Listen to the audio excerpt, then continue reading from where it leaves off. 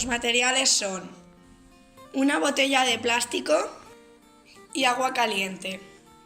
Y es opcional utilizar un embudo para que no se caiga el agua y os queméis.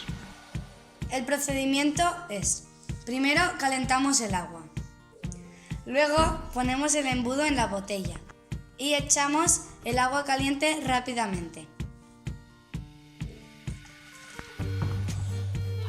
Y tapamos. Esperamos 30 segundos y le quitamos rápidamente el tapón y el agua. Quitamos el agua y volvemos a taparlo muy rápidamente.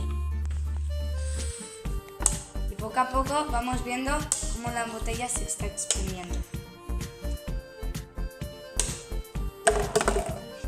Y así es como acaba la botella.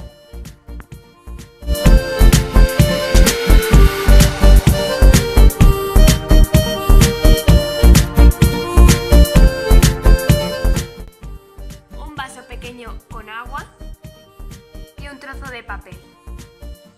Lo primero que tenemos que hacer es llenar el vaso con agua y después poner el papel.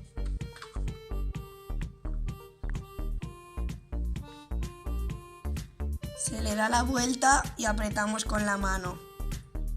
Después se quita la mano. Y así es como el agua no se cae y nuestro experimento acaba aquí.